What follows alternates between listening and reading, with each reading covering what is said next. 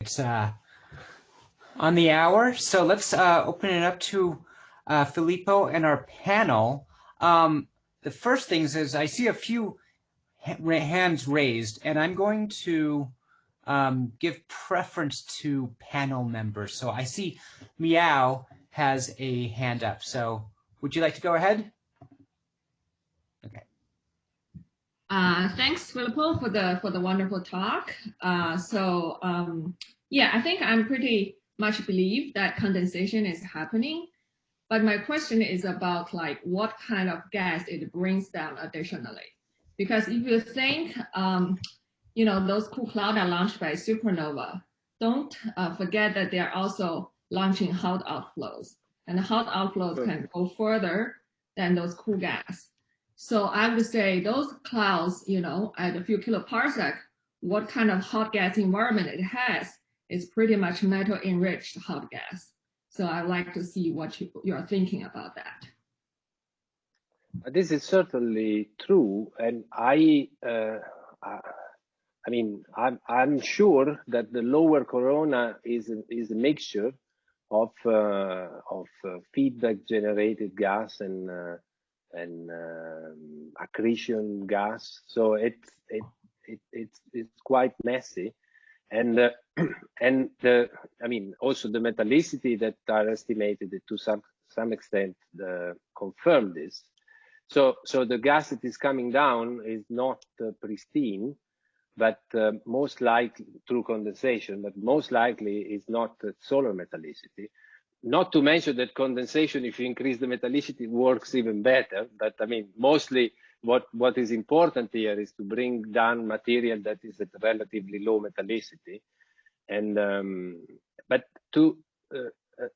and I think there is this possibility. But to some extent, let me point that whatever process you have to cool the corona, if you think that this is a problem, the problem remains, right? So the corona, a fraction of the corona must be a relatively low metallicity, and I think it is. And I mean, the further out you go, and the more this maybe is true. But it doesn't really matter how you cool it. If you want to feed star formation with the corona, it has to be at not a solar metallicity, right? No, I'm just saying that the cloud's environment is pretty much like a very metal enriched environment. For those clouds that's launched from this, I mean, they're not going very far, and their environment, I believe, is very much metal enriched. I mean, of course, there will be some fresh gas coming, but I'm just saying at the very discalar interface, I just believe those hot enriched gas is dominant. Further out, yes, of course, there will be more low metallicity gas.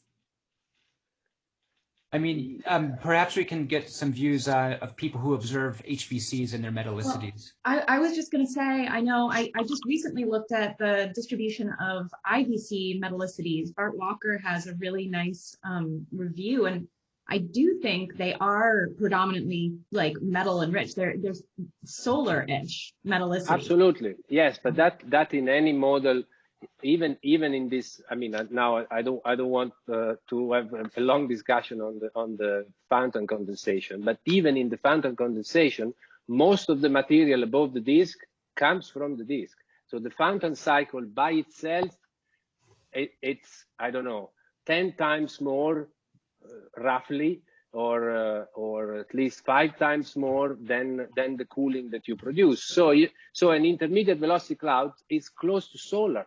There is no doubt about that.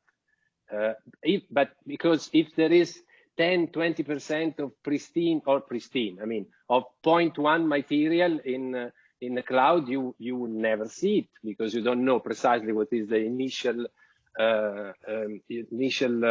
metallicity of the seed, and so it's very difficult to see it. What I'm trying to say is that we see it dynamically. We see its effect in the dynamics of the fountain. So that is powerful. In the metallicity, you would never see it.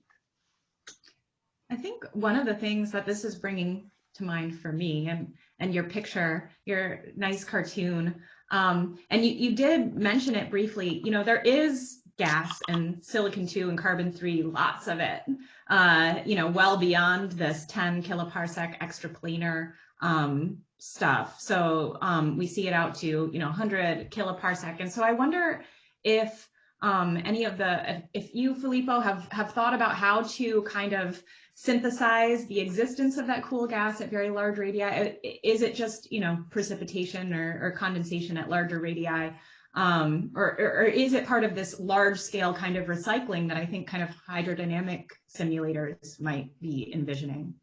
I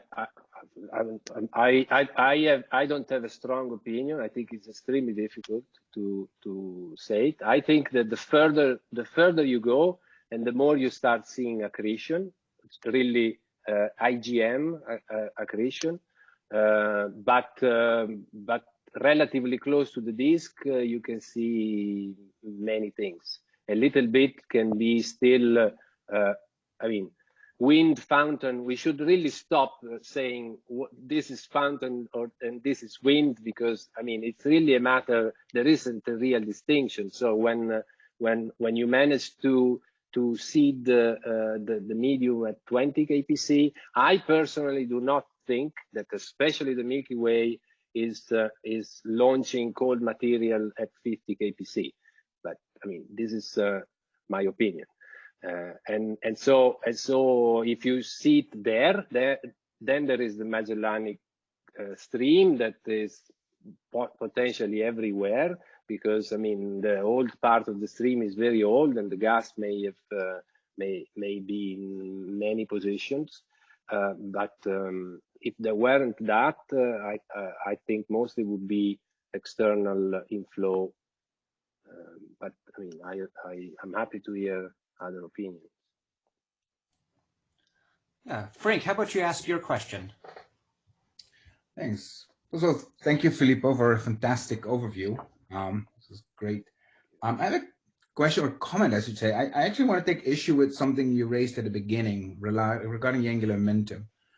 You raised the point that if gas would accrete today at, say, the solar radius, it would be weird if it would have the same angular momentum as the disk material. I would actually argue, no, that's exactly what I predict, because once the gas cools, it loses pressure support. It's going to be regulated by centrifugal equilibrium. It's going to, there's going to be a perfect correlation between the radius where the gas accretes onto the disk and its angular momentum, and that relation is set by centrifugal balance. So the moment the gas cools, so that's why I'm surprised when you say that. And when I think, though, what you're saying is, if I locally look up above the solar plane, I see gas that's rotating less rapidly. Okay? Yes.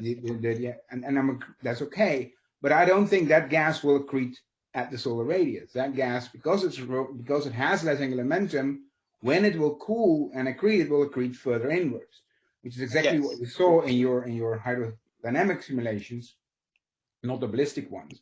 When the gas comes out, probably now feel some ram pressure against a hot gas, it loses angular momentum, and when it comes back onto the disk, it has actually migrated inward due to torques and ram pressure. No, I see your point. I guess what I was trying to say is that this idea that the material, when it joins the disk, has precisely the angular momentum that it should have in that location, that is common in many chemical evolution models until recent years. I'm not completely sure.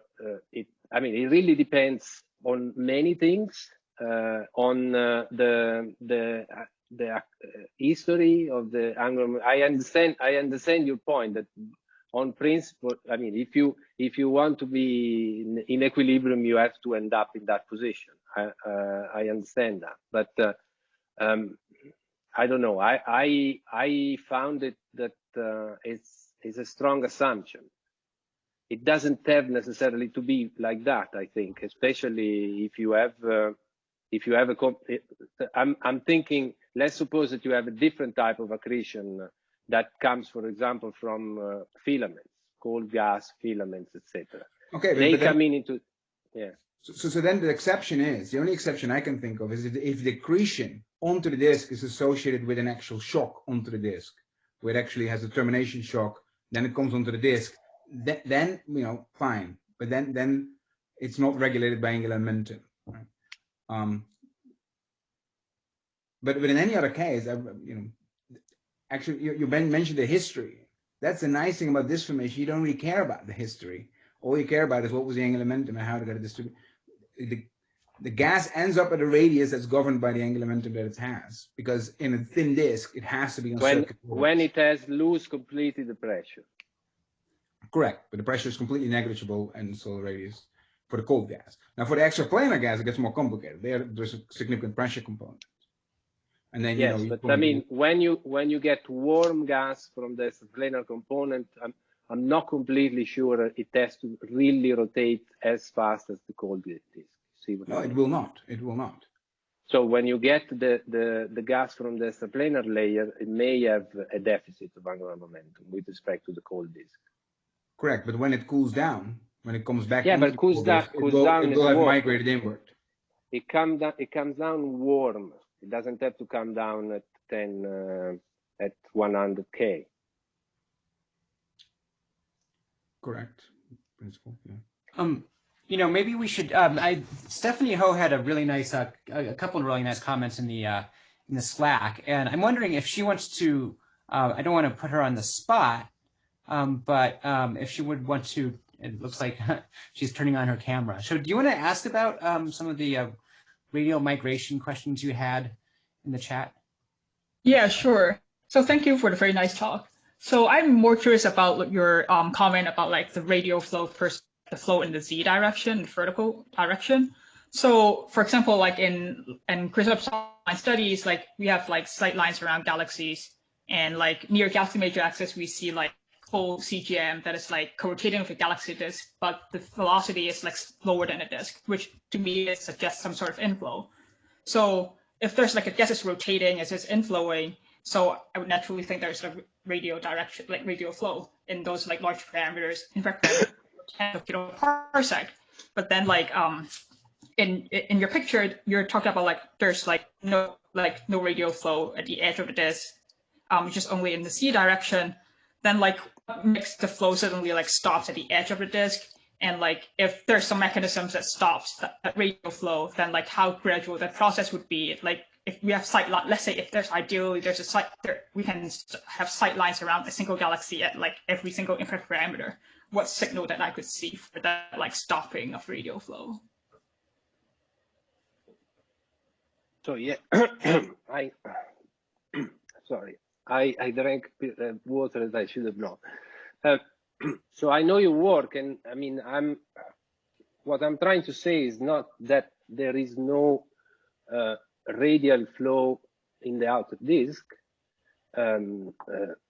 What I think that these observations are showing, and the fact that the models work so well, is that most of the star formation is fed by relatively vertical accretion. I think that if you go down in mass in galaxies, you get lots of gas in the outer parts. I mean, smaller spirals, they have lots of extended, but the star formation there is not much.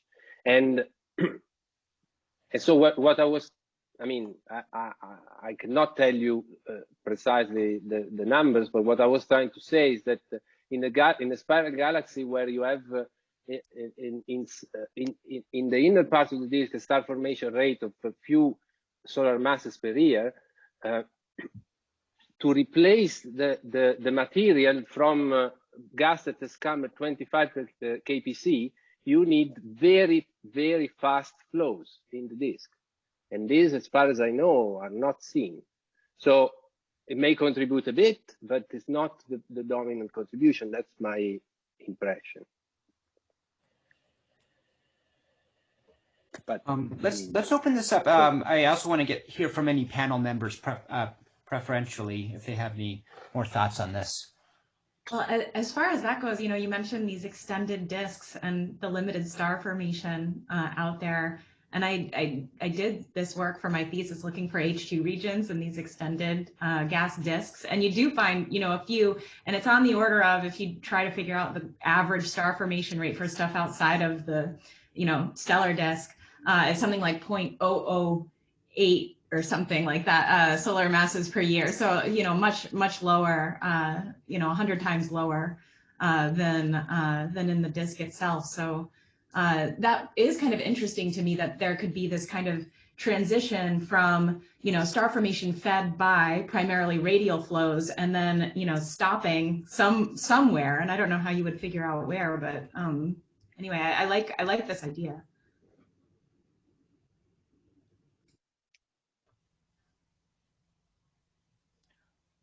Okay, Nicolas Boucher has had his hand up for a while, so let's transition to his question.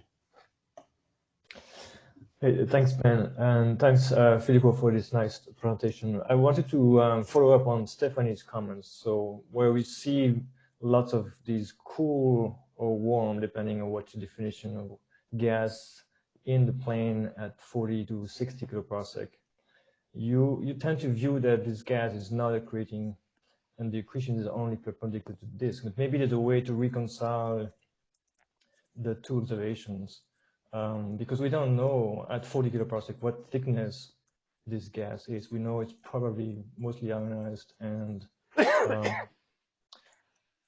with some level of turbulence that's difficult to characterize, but the physical thickness is not known. So it could be accreting and forming this extraplanar gas that will then later on cool further and merge onto the core disk. What do you think about that? Yes, certainly. I mean, when you go to 40 kpc, even if you have warm gas, you are going to have a very thick layer. And I'm wondering. I mean, I think it's difficult. I mean, we had this discussion. It's difficult with one sideline to understand exactly what you are seeing there. But I know that there is the statistics that the rotation is always lower than the extrapolation of the disk. So this is telling us something for sure. How do we reconcile it with what I'm saying? I'm not sure, but I mean, it may depend on the type of galaxy to some extent, but I think that in the Milky Way we have clear evidence that most of the accretion should not come there. And in fact, the disk is extended, but maybe that gas has been there for an extremely long time. I don't know. Do you think it's possible that there is a gentle flow only, and the gas that is coming in the outer part is still feeding the outer disks, but not much in terms of feeding the star formation? I don't know what's going on at the interface between the outer disk and the CGM, but what's clear also in simulations, it seems like the gas is coming in a coplanar fashion. And with some significant amount of radial motion. Well, that's my point. That's my point. But those are not in the real galaxy. So within 10 kiloparsec, how does it end up there? It's not clear. It's not necessarily the case that it has to come from the very thin edge that is 100 parsec. And the thickness, the physical thickness of this coplanar structure, it could be a few kiloparsec. So could very well engulf the entire inner disk and then migrate radially in the final stage. Okay. Yeah. Oh, go ahead. Yeah. No, I mean we can. I think we can talk about this for too long. I mean, I see a hand that we haven't heard from for a lot of the meeting, and that's Dushan, and he's going to ask a question related. Hey, Filippo, that was nice talk. I basically had a question about where do you get 10 or tens of kilometers per second for the radial flow through the disk? So when we look at the simulations, as Nicola commented, we mostly see coplanar accretion, and some of it is spread out throughout the disk, but it's preferentially ending up in the outskirts. And usually that's the gas that has very similar angular momentum to the radius where it settles, as Frank commented. And then it proceeds slowly inward with only a few kilometers per second radial flow. And that's kind of enough to give you flow through the disk of like 1 or 2 solar masses a year. So I just don't know if you have 10 kilometers per second radial flow, that would be way too much gas. So I was just wondering where the numbers are coming from. Yeah, no, they come from a model in which we let all the accretion happening at 20 kpc, and then the gas has to. It's a Milky Way model. I can give you the reference later. And the gas has to get to the inner part and form stars there. And actually, you can make more or less a back of the envelope calculation, because it is 20 kpc. You have to bring 1 solar mass per year into the center, and I mean, you figure out that you need this kind of velocities. But if you, it depends what you define as outer parts, I think, because I mean, if you have a distribution, even in the chemical evolution models, most of the accretion, it doesn't necessarily occur in the very center of the Milky Way, especially now, because there is a mass transformation there. So the accretion is in the outer parts. This is also for Nicholas. It's maybe the peak may be at 5 kpc, and then still being significant to the edge of the disk. What I'm saying is not all at the edge of the disk. So I don't know if we are talking about the same type of sizes. Yeah, I think maybe that's kind of the location where we are looking at radial flows, because you already have a lot of material sitting in a disk, so you don't need to move it fast to keep having this constant state of accretion inward. But anyway, so Cameron Trabb, my student, and I will soon have a paper on this kind of. So can I ask you why the gas moves in? So is it because if it has the same angular momentum, does it move in for other reasons, or for angular momentum conservation? Yeah, so so angular momentum, it basically settles where it should be settling, and then it's slowly losing angular momentum or transferring to something else, and we are trying to figure out exactly how.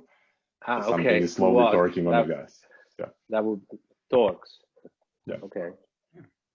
Okay, thanks.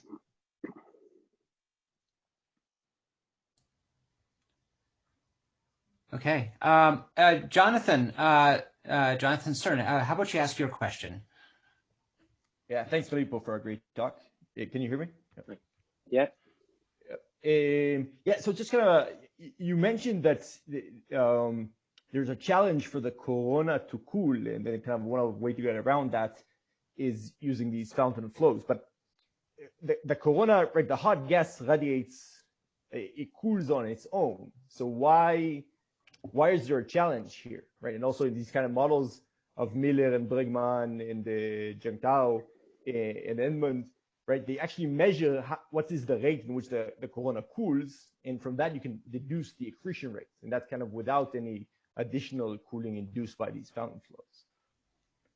Yes, thanks. So the Joel can correct me. The rate, I think it can be something like 0.5 solar masses per year. That maybe it's enough, but the real problem is that it will cool, especially where the density is higher.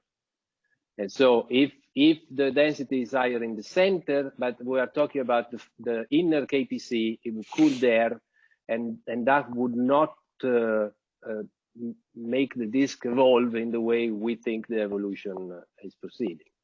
So the cooling has to occur in a region, especially in these late times, moving out of the center. So that is why I think only spontaneous cooling is problematic.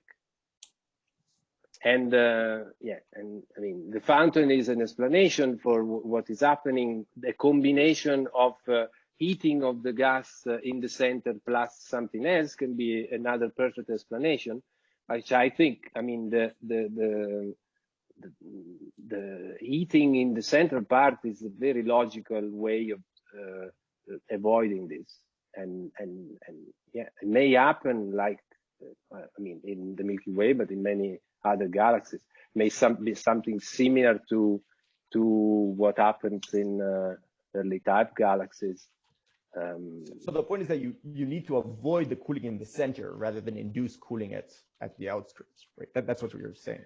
The cooling time that I have calculated, again, George maybe knows more about this, is on top of the, so essentially if you don't let the corona cool where the density is high, the accretion rate that I have calculated is not enough to feed this to bring 1 solar mass per year, if you want 1 solar mass per year as a number. So the induced cooling is actually useful in, as I said, in whatever form. But then on top of that, there is this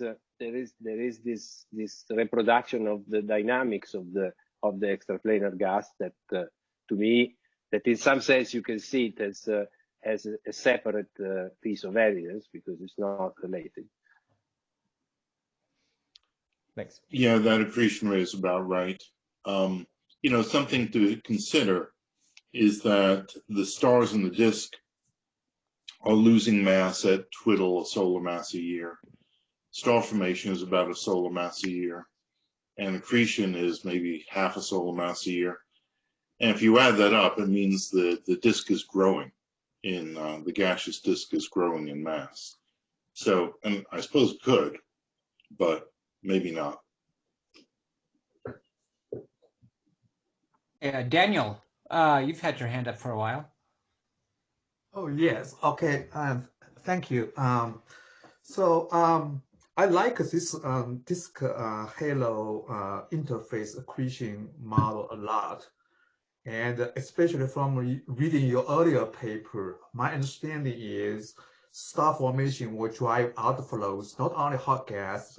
In here is mostly actually cool gas. You think about it like a super bubbles, like a walls, sticking out from the disk, now getting into the halo, now sweeping up the cool gas. So cool gas will cool sticking onto this filaments getting out from the disk. So I think it's a very nice model. You didn't emphasize in your talk, but based on your earlier work, that's my understanding. Probably you can clarify for that. But my real question is, which wavelength bands do you think most of the cooling will radiate? You know, from the couple of million degrees down to the cool gas, there's a lot of energy need to be released in this interface.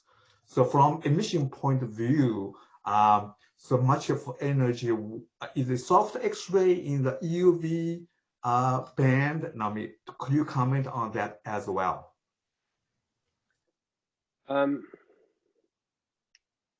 So in the mission, it's a very interesting question, but I guess it depends. I mean, you are going from, if the temperature is 2 times 10 to the 6, you are going from 2 times 10 to the 6 at least to 10 to the 4, because the coming back of the fountain, or a bit below 10 to the 4, is neutral.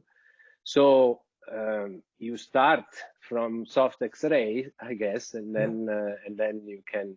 So I'm not sure how can you see this. What we were trying to do in this paper that I was describing, we were trying to see the ions in absorption in that case that actually are at in these intermediate temperatures, right?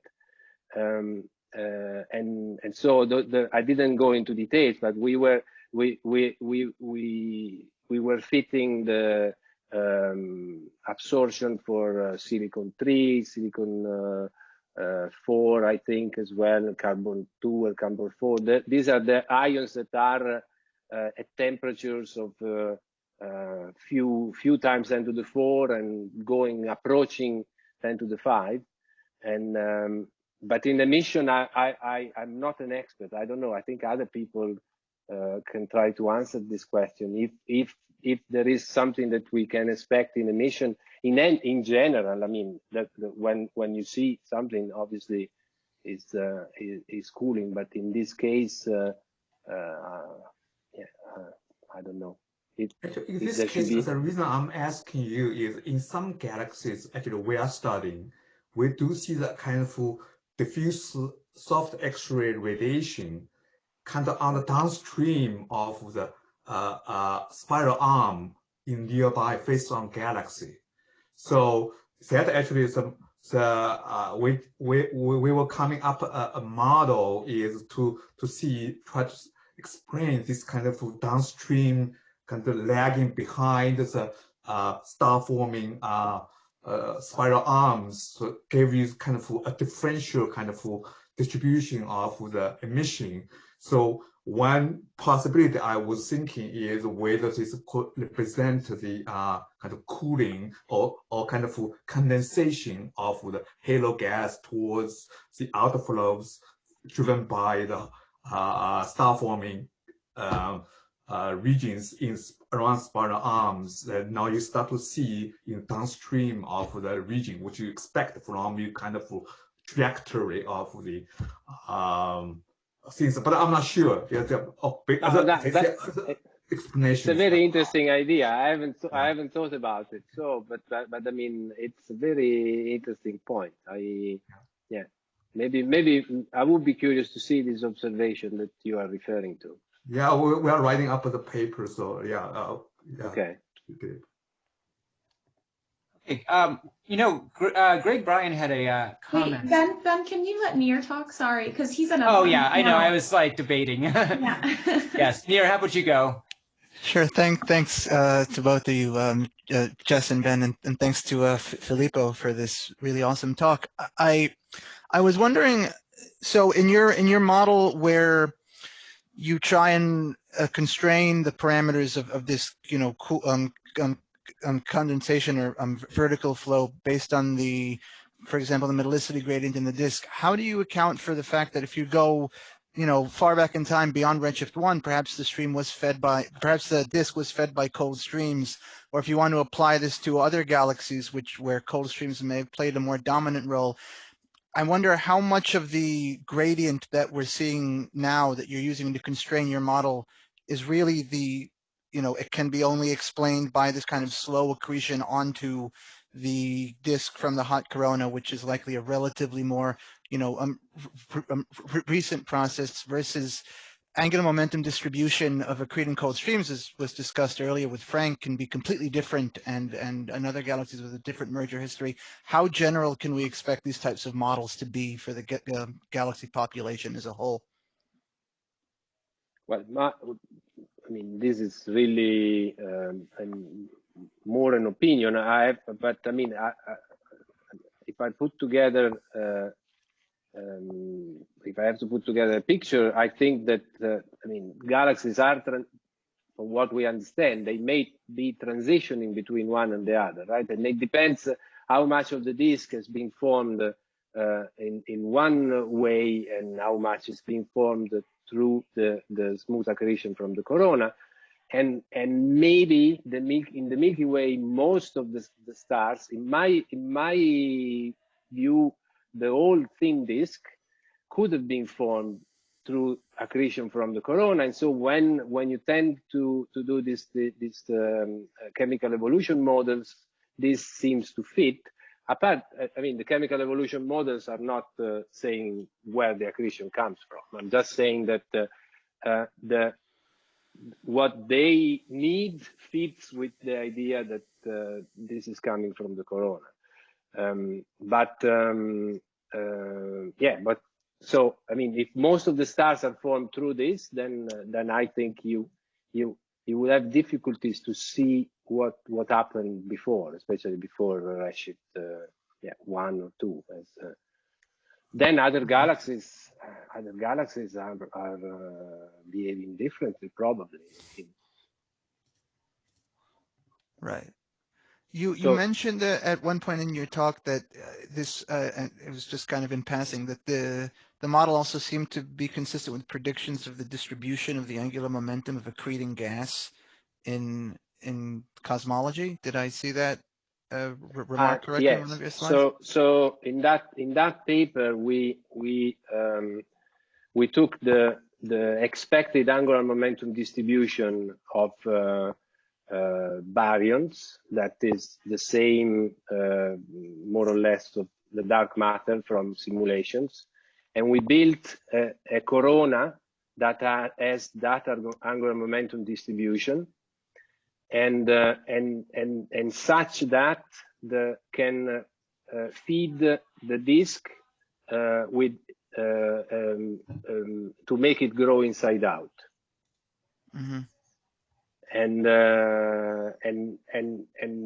effectively this allows you to infer the rotation velocity of the corona, because that is determined by the angular momentum distribution, and the rotation velocity of the corona that we found in the inner part is again more or less 80% of the rotation velocity of the disk, and then it goes down a lot in the outer part. So this is a prediction for the future that I don't know if we will see, because they don't build X-ray satellites that can measure the velocities accurately, but maybe.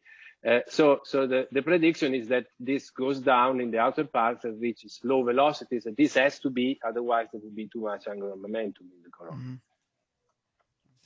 It might be interesting then, again, this is perhaps less relevant for the Milky Way itself, but I think simulations have been showing in recent years that at high redshift in galaxies that are fed by cold streams, that the gas has much higher specific angular momentum than you would have naively expected from the dark matter distribution, because the gas streams are so much narrower than the dark matter filaments. And I wonder how that might change some of these predictions. Yeah, I'm very interested in those results, in fact, yes. But no, in this paper, we assume that they are the same. Sure. Okay, thanks. Frank has a separate question. Yeah, I'm trying to reconcile something.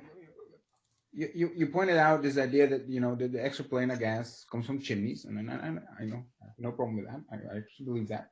But then you had the two sort of models, one where you had a ballistic particle type model, and one where you had sort of a more hydrodynamic model.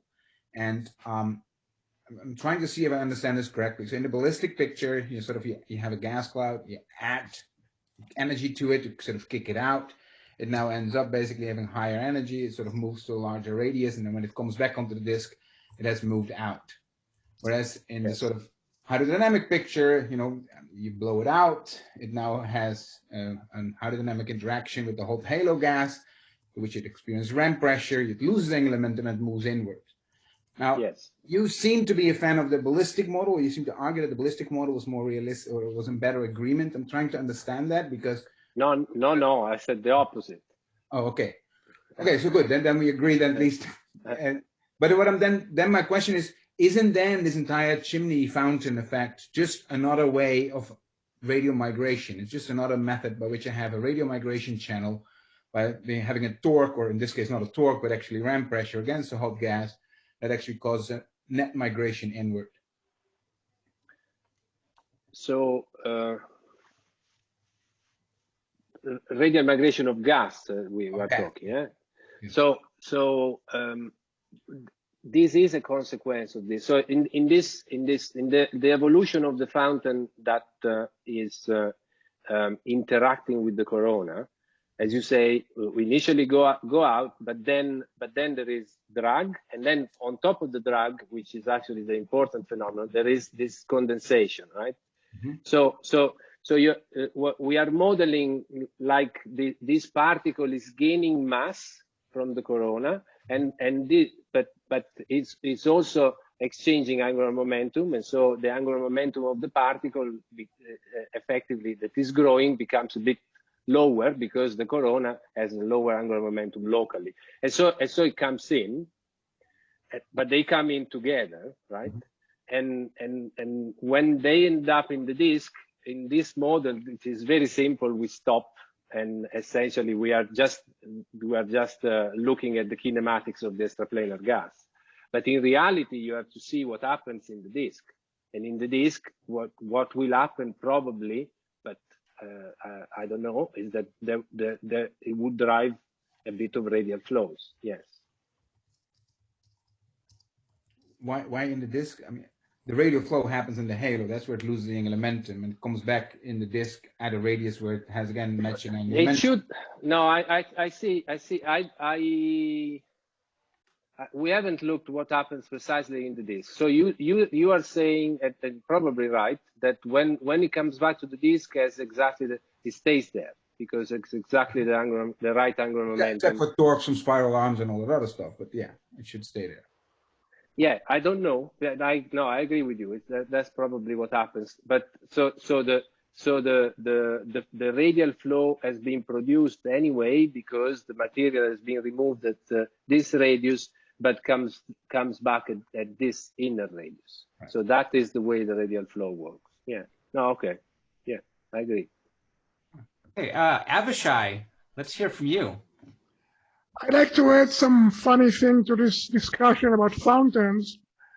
What we see in high redshift disk simulations, cosmological, that we see a fountain of the opposite shape to what Filippo is assuming, namely because star formation occurs in a ring in the outer disk of a galaxy, actually high angular momentum is being thrown out by feedback.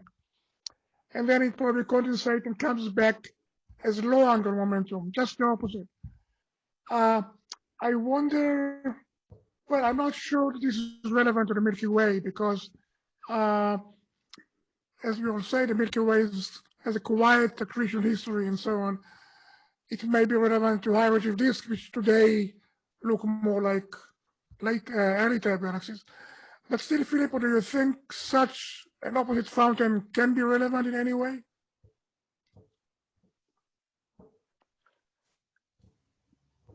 What kind of galaxies are you talking about? Can they be progenitor? Yeah, but can they be progenitor? I'm talking about redshift of the Milky Way, or no, they're not progenitor of the Milky Way. They're progenitor of probably earlier type galaxies with a big bulge in the middle.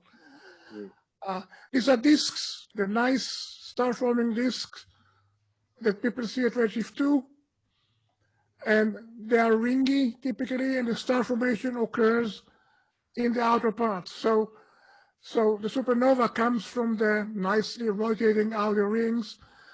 So a lot of high angular momentum goes out and probably comes back with a low angular momentum, just an opposite fountain. It's not opposite. It's exactly the same. I wonder. No, in fact, I don't understand why do you say opposite?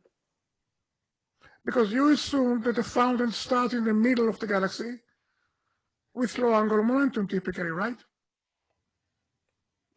The material comes from the disk, and the angular momentum is the angular momentum in that location, and I mean, inner parts, it depends what we mean, but the fountain as range in the Milky Way goes out to wherever there is star formation. So it's not really the inner part. In the inner part is actually, this model is actually not very efficient because the potential is too strong.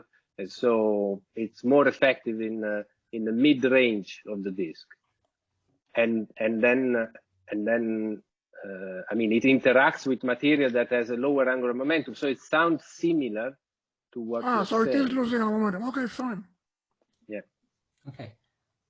Yeah, these were the angular momentum angle of feedback will be addressed a lot in the next 2 weeks, I think, in the outflow and inflow week. I see Sanch has her hand up patiently.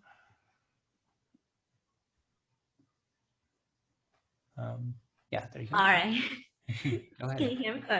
So I'm actually thinking very naively from an observer's perspective, if stuff is coming out and falling into the galaxy at a certain radius, and assuming that stuff comes out slightly hotter and then cools.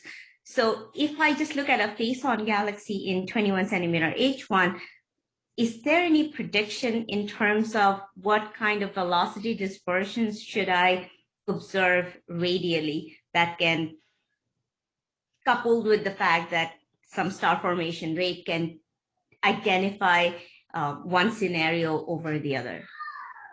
So radially, you mean in the disk?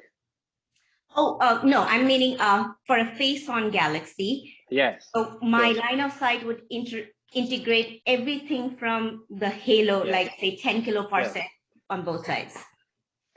So in H1, you mean? Yes. Or in 21 centimeter. These extraplanar layers, we have observed them, most of them actually. I don't say it because it's more difficult to explain it, but most of them we have observed them in galaxies that are not H1, because there are many more that are oriented in different ways along the line of sight, even relatively face-on. One is 6946, which is at 30 degrees. And you see them because they are decoupled in velocity with respect to the disk. There is this low rotation that you can really see when you plot the position velocity plot along the major axis. You see gas at lower rotation, and then the more you go to the face-on, and the more you see vertical motions as well. Sometimes associated with holes in the disk. So the evidence for the extraplanar layers is very strong. Then the whole process of how they are generated is, I mean, can be debated, but there is clearly there is a paper recently in which we have analyzed. I don't remember, something like 18 galaxies in H1. Is Marasco et al. 2019, if you want to look it up, and we built a kinematic model to understand the property of the extraplanar layer. Right.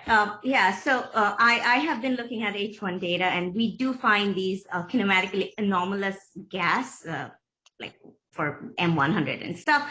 But I was wondering if there's like a profile where I could just look at the dispersion of the gas instead of individually identifying clouds, which is much tougher.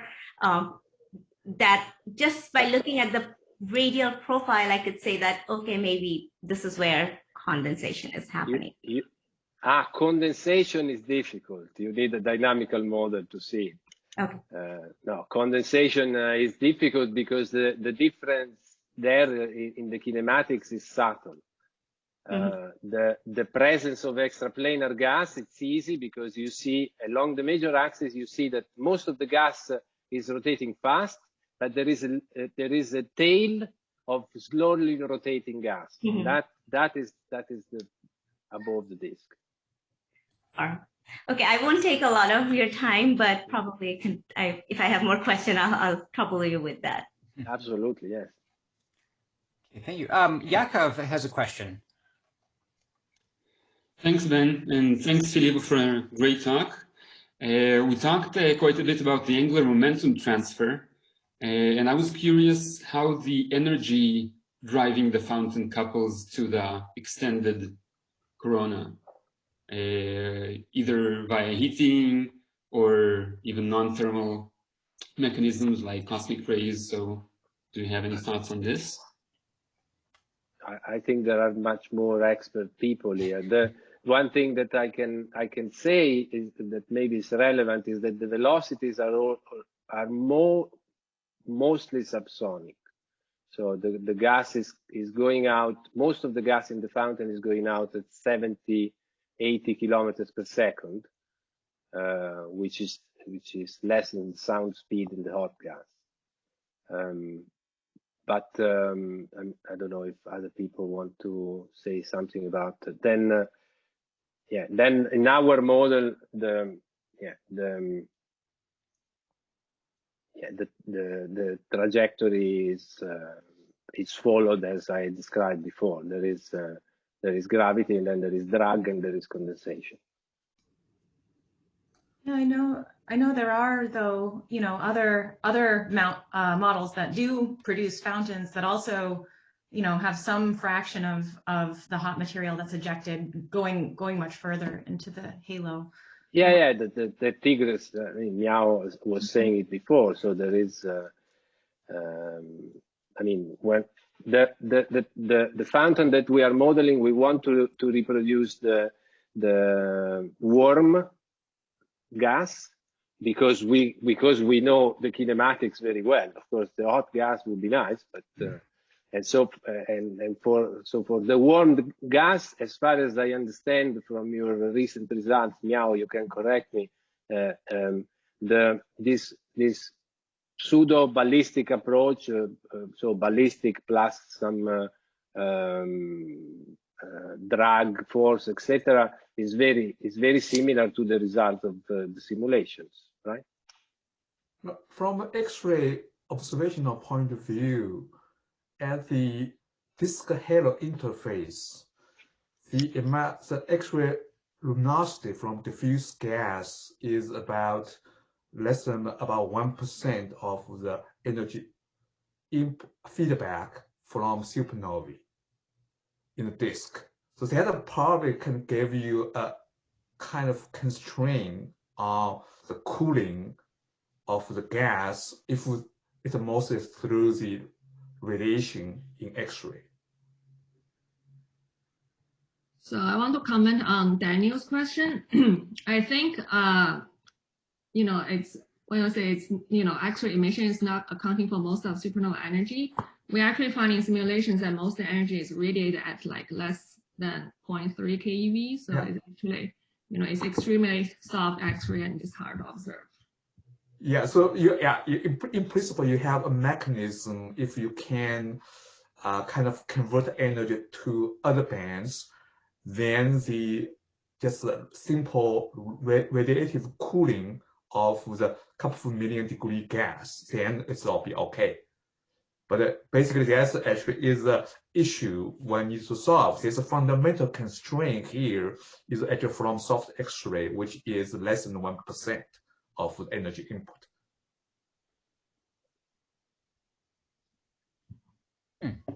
Well, I would say at this halo interface, the hot gas has a distribution of temperature, and about 0.3 keV only accounts for a small fraction of the gas. The majority of the hot gas, when I say hot gas, they actually are not, they are not emitting above 0.3 keV. So the peak is actually below 0.3 keV. Now, temperature, if just above the 1 million degree, can be observed, although on the high energy tail, I think above, as long as not much intrinsic absorption, it can be constrained. And so, yes, you have to kind of go, temperature drops down to 1 million degree. That's apparently is way below, for example, the virial temperature of our galaxy at least. And this, especially for outflows, if you have super bubbles, and the temperature is also expected to be couple of million degree, even higher. Yeah, so if there's a way to mix cool gas with hot gas down to a temperature which is below 1 million degree, I think that, certainly X-ray will not have much say about what would happen. Okay, well, that's an interesting debate. Yeah, it's very hard to observe that 2 million degree gas. Nir has had his hand up for a while, and we want to hear from panel members. Thanks, Ben. I was wondering, Filippo, I think in your talk you said something about 20% of the accretion onto the Milky Way was likely the direct result of condensation as a result of kind of outflows falling back and bringing in more gas in, like with them.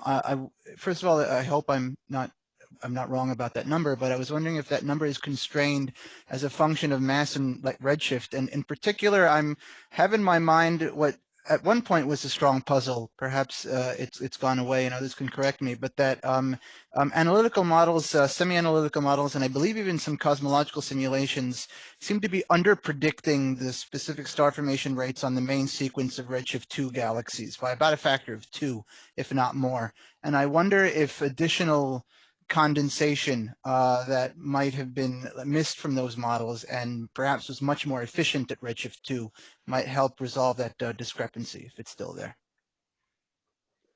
That's very interesting. My model is only at Redshift 0. The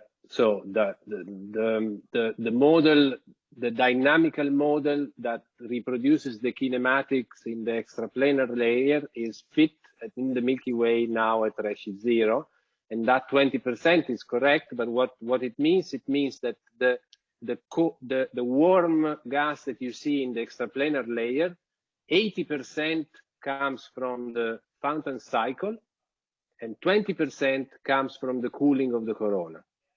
Okay, so you are throwing up 8, right, and you get back 10.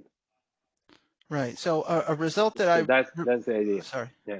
Yeah. I mean, a result that I remember from several years ago from many groups, including myself together with Avishai back in 2014, but several others as well, doing these kind of like bathtub type models where you try and tie star formation rate to accretion rate, and even assuming 100% recycling in the outflows going back into the disk, still we're under predicting, as I mentioned, specific star formation rates at Redshift 2 by about a factor of 2 or 3. Of course, none of those models, to my knowledge, included any kind of condensation or perhaps a positive feedback effect where you bring back in more gas than you threw out. And I just wonder if we think that might be possible to increase, have the condensation be as important, basically a factor 2 based on the original outflow at a Redshift 2 main sequence galaxy. Do we think that is possible? I think the problem was never that the gas wasn't cooling fast enough. Mm-hmm. The problem was always that the gas was cooling way too fast, and then what we were doing was tuning our feedback recipe to get the Redshift 0 galaxies correct. And by the time we had a feedback model that did that correctly, we screwed up things at Redshift 2.